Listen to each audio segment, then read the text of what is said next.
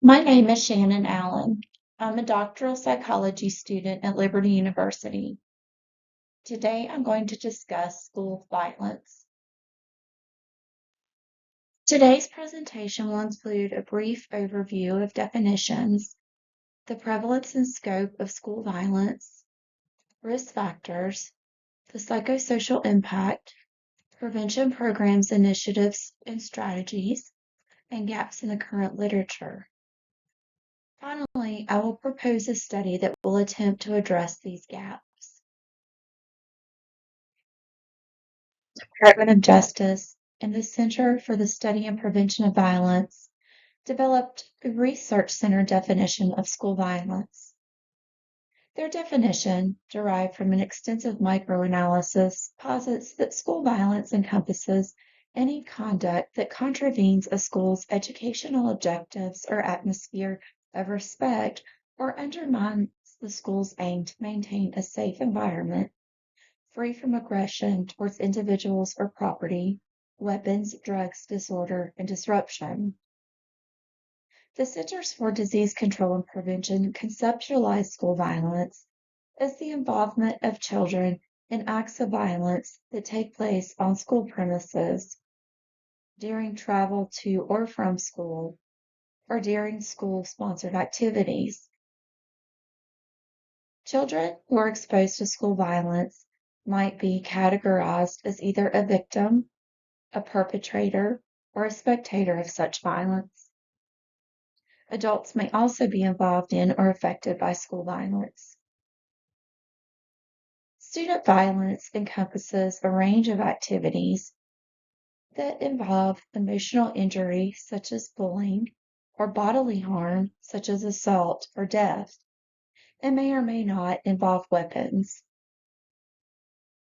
When we consider these broad definitions, we can come to understand that school violence encompasses behaviors such as child to teacher or teacher to child victimization and or perpetration, psychological and physical harm, cyber perpetration and or victimization to include bullying and threats, gang-related behaviors, violations of boundaries such as in sexual related violence, and may include or not include weapons. And it's important to consider as we move through this presentation the significant influence social media has on the social lives of students and the detrimental role it plays on school violence.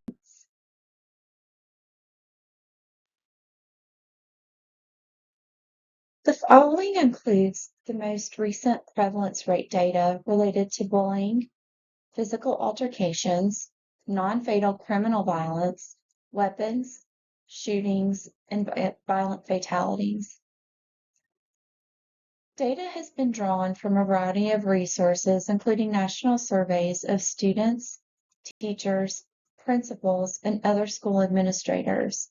Where applicable, findings are statistically significant at the 0.05 level.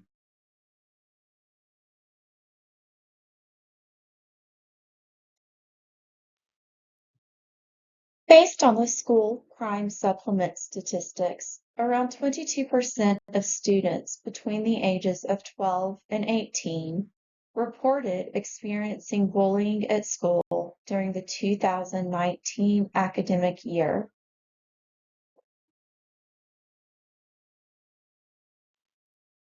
The Youth Risk Behavior Surveillance System surveyed students in grades 9 through 12 on their participation in violent altercations, both in any location and specifically on school premises during the 12 months prior to the study. Participation in physical altercations include both those who initiate aggression and those who are unwillingly involved as victims. In 2019, the proportion of students in grades 9 through 12 who reported engaging in a violent altercation during the last year was 22%, which was decreased compared to the rate in 2009.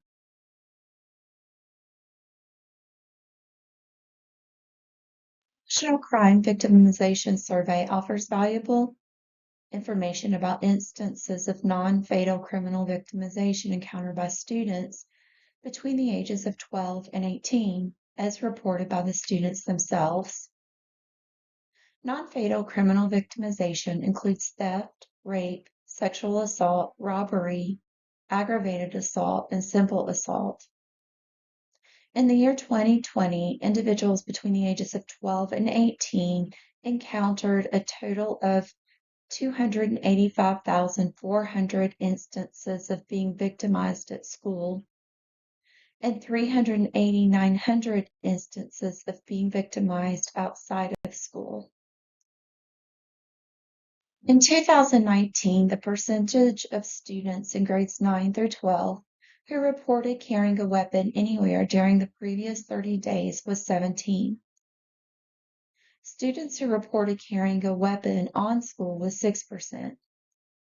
These are all both down from previous years. However, for threats and injuries with weapons on school property, the percentage of students who reported being threatened or injured with a weapon increased to 7.4 in 2019 from 6% in 2017.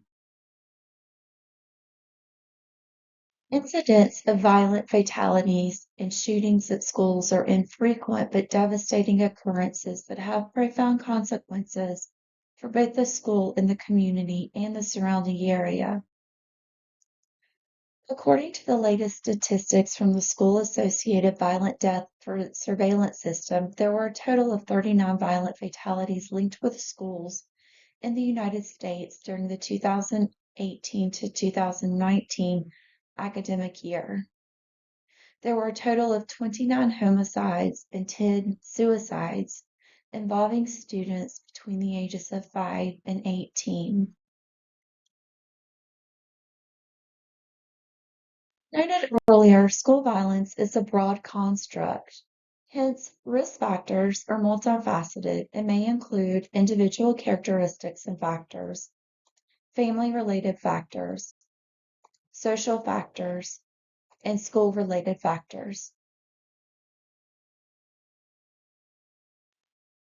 Antisocial individuals are characterized by their self-centeredness, lack of empathy, disregard for social norms and rules, and failure to respect the rights of others.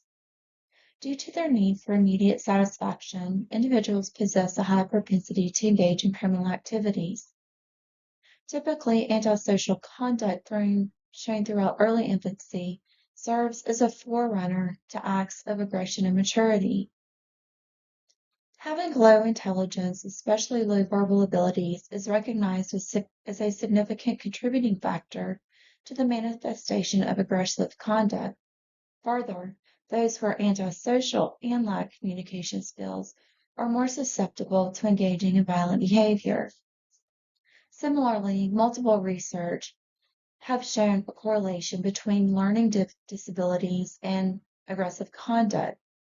For instance, those with diminished cognitive abilities are more likely to experience academic underachievement, which in turn increases their susceptibility to engage in violent or aggressive conduct. The fundamental symptoms of ADHD are characterized by hyperactive and impulsive tendencies. Reactive impulsive aggression and violence is closely associated with the psychopathology of ADHD.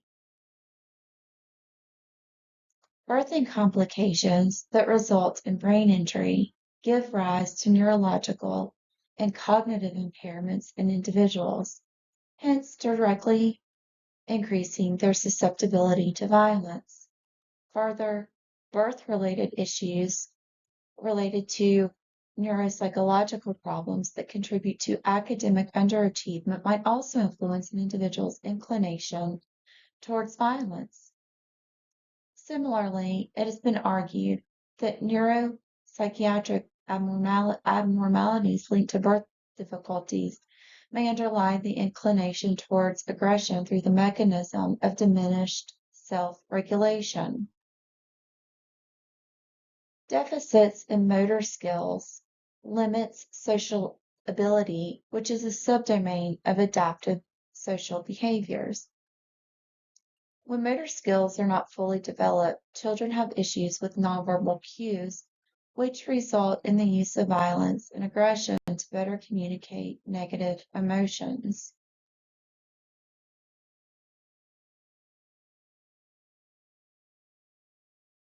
Multiple variables contribute to a child's exposure to violence. These factors arise from the socio-cultural, economic, psychological, and communicative attributes of the family's living environment. They are influenced by the child's background of belonging to a family with low socioeconomic and cultural status, as well as the parents' challenges related to marital issues, separation, and single parenthood. It is observed that when children are exposed to domestic violence, they're more likely to develop negative attitudes and behaviors towards their parents, which in turn increases their likelihood of engaging in or being victims of violence and displaying aggressive tendencies. These characteristics are mostly seen as attributes that result from interactions with environmental circumstances. Violence arises when the equilibrium between an individual's heightened aggressive instincts and their internal processes of self-control are disturbed. It is said that when an individual may possess aggressive inclinations and have thoughts of violence, however, they will not manifest as actions until the person relinquishes control, hence preventing the emergence of violent issues. Therefore, violent conduct is influenced by several family-related factors, such as insufficient parental supervision, insufficient parental involvement in children's socialization, lack of discipline, the existence of criminal and/or violent behaviors among family members, particularly domestic violence, parents mistreating or neglecting their children, and deficits in marital relations between spouses, divorce, and separation of parents.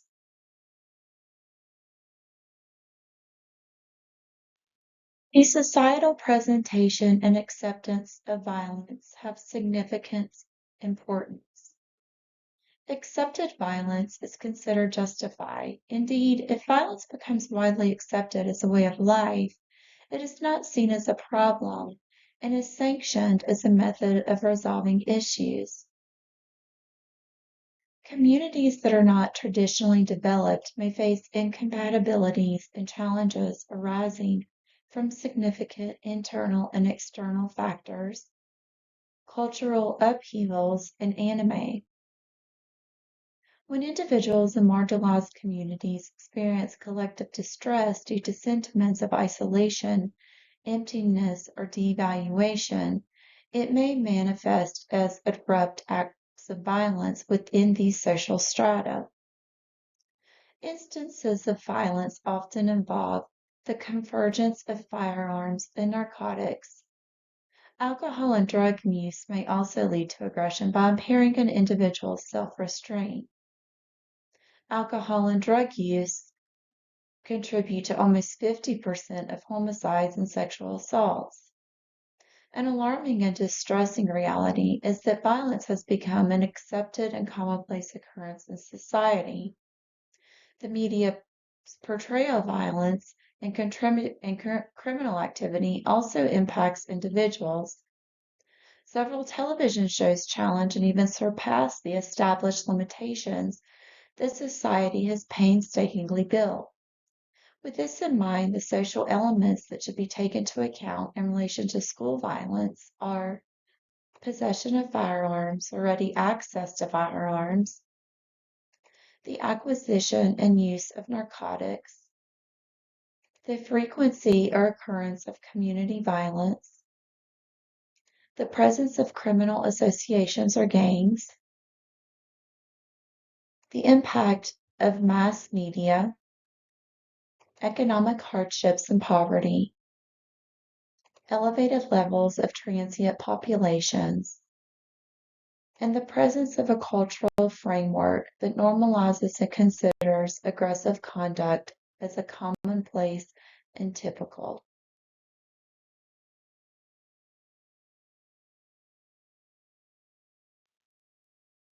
Most discussions involving school-related variables that contribute to violence fall under the heading of school climate. School climate refers to the social and educational environment in a school and whether it creates a positive setting for learning, academic achievement, and student growth.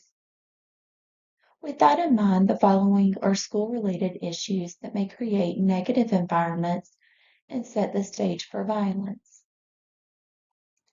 Ineffective teaching, for example, a lack of individualized instruction. Inconsistent rules, sanctions, and enforcement. Similarly, unclear expectations about behavior. Lack of opportunities for students to practice self-efficacy and control. Inadequate support and training for teachers. Inadequate physical security measures, such as a lack of school resource officers and armed officers. A lack of mental health resources. Larger school sizes. Rural schools. A lack of reduced cost or free meals. A lack of student mentoring, and a lack of belongingness or school identity.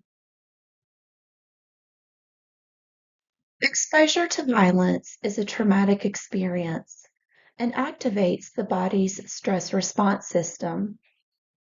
Many of the physical, psychological, developmental, and social impacts of school violence can be attributed to the activation of the body's stress response system. This is especially true when violence exposure is an everyday occurrence.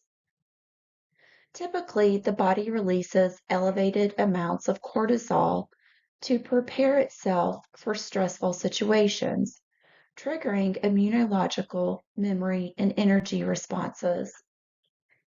This adaptive reaction is crucial for the proper growth and maturation of an individual. In instances of toxic stress, when stress response mechanisms are constantly triggered, there is an excessive amount of cortisol present. Cortisol overdose is the result of a process known as gene methylation.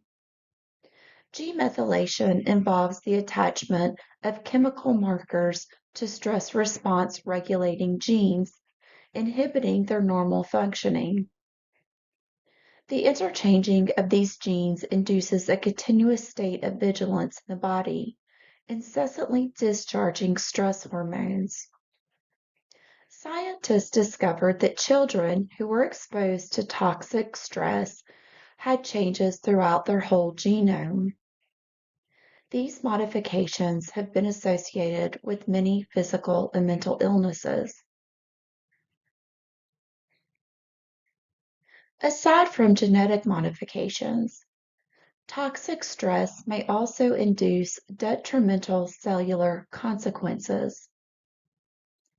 Telomeres are specialized structures located at the terminal ends of chromosomes that provide a protective function.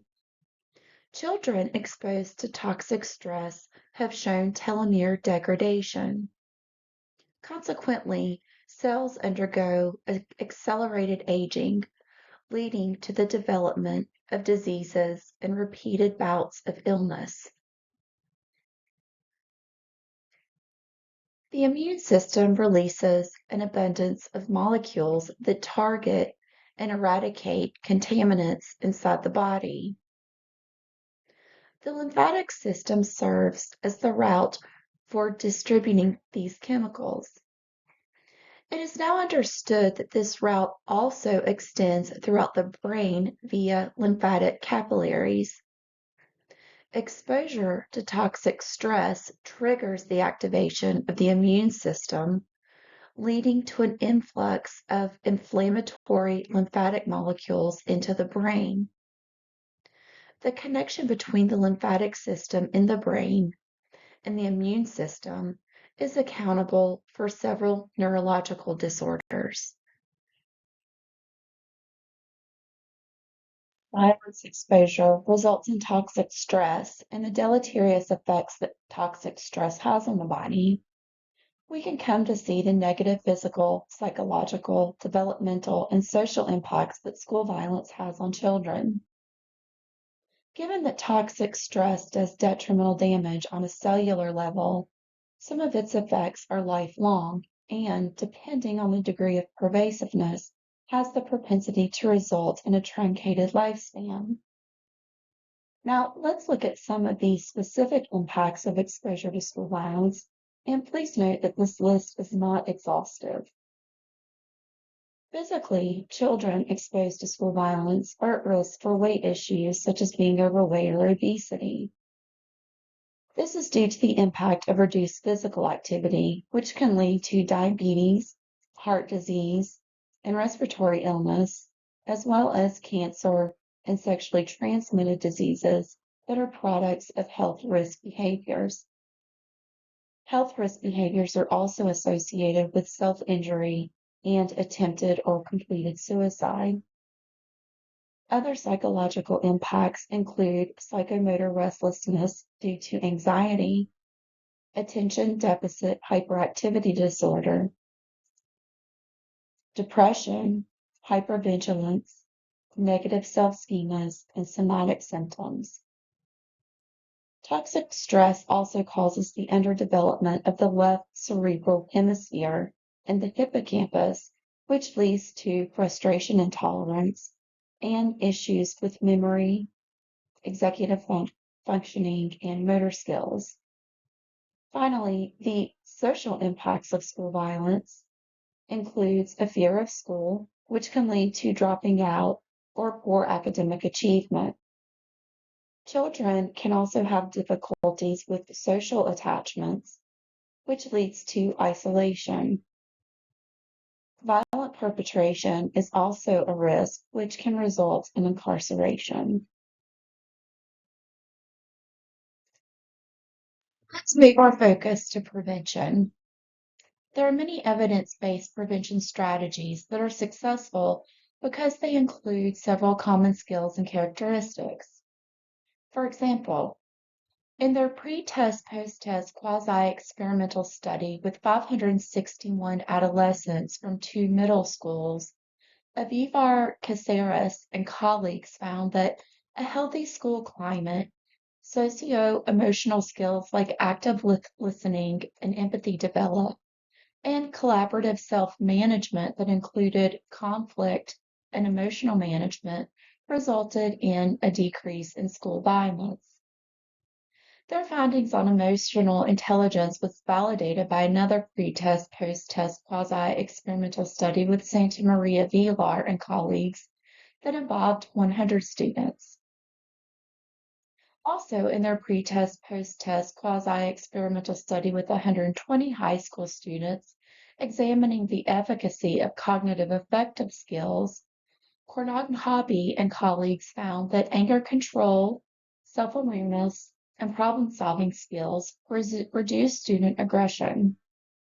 Lee and colleagues found that life skills such as self-efficacy, observational learning, self-regulation, incentive motivation, and reciprocal determination, as well as periphery factors like healthy interpersonal relationships and communication, reduce school violence.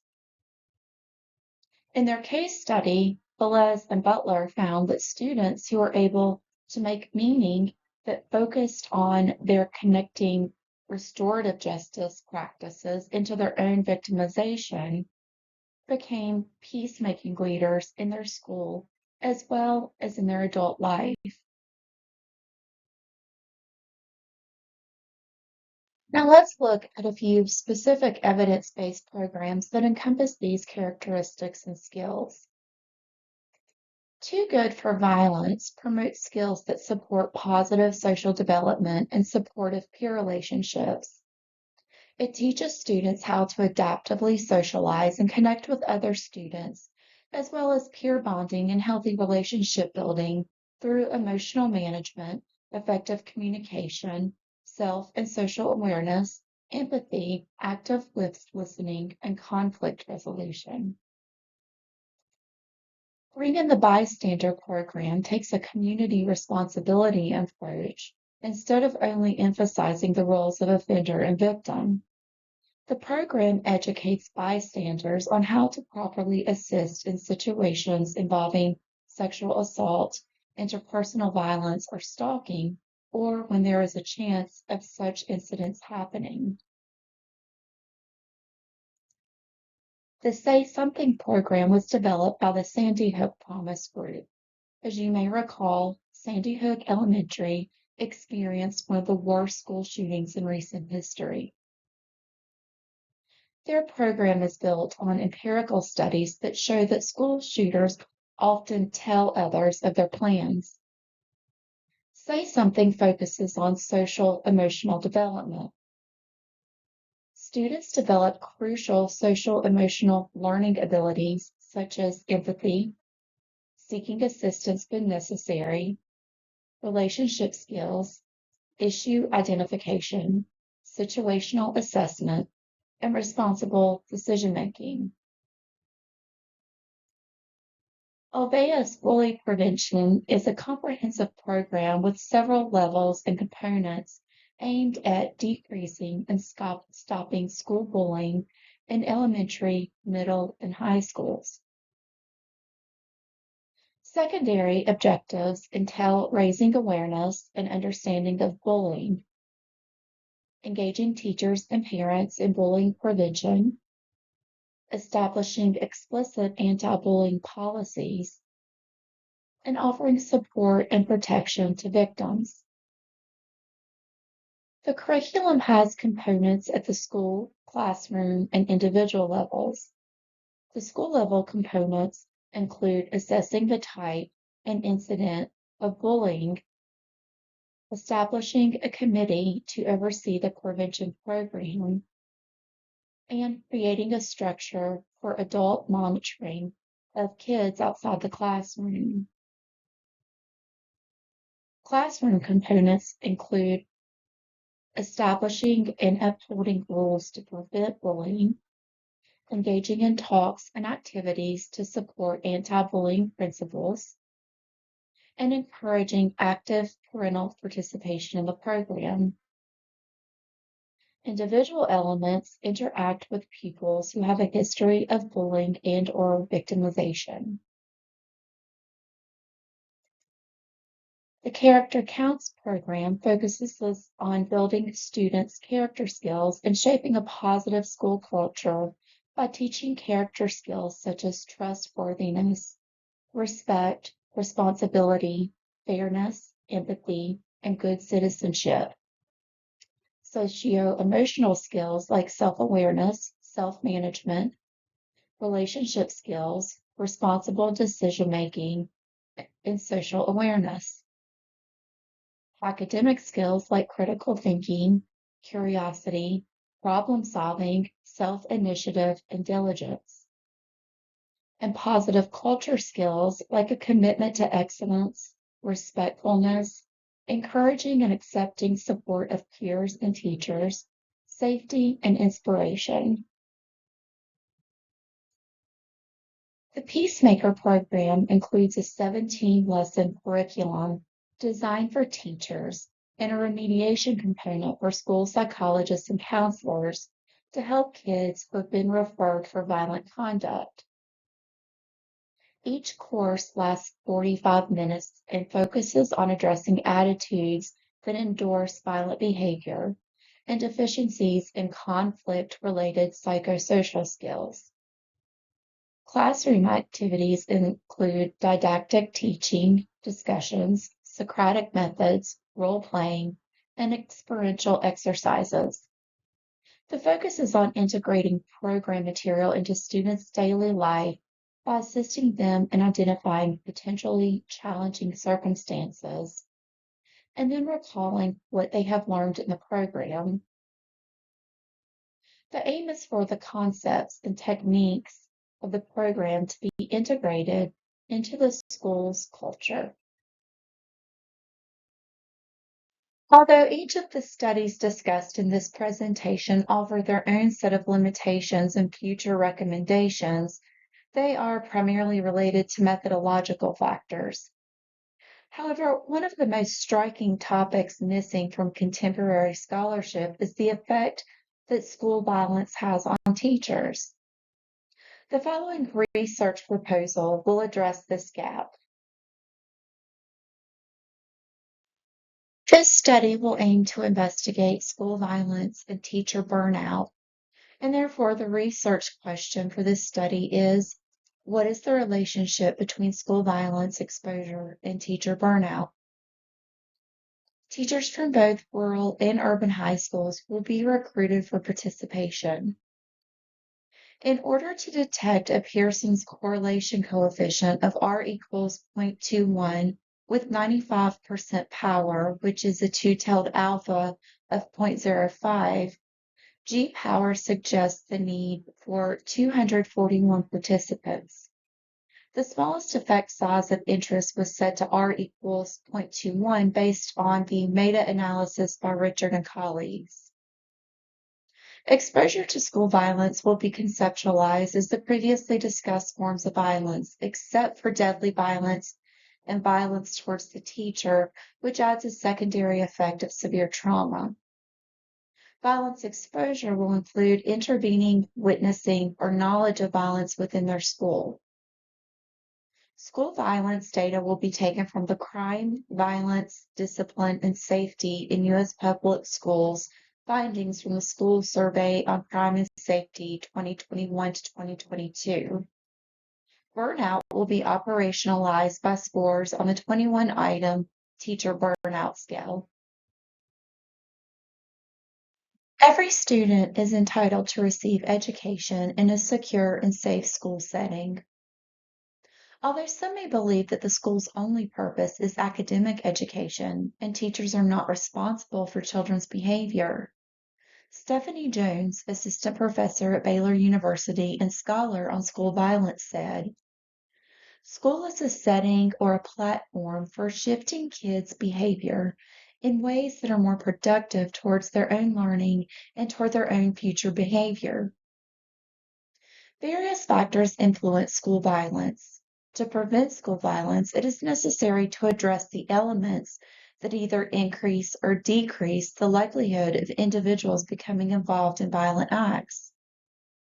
Studies indicate that proactive measures taken by educators, school officials, parents, community members, and students may decrease violence and enhance the school climate.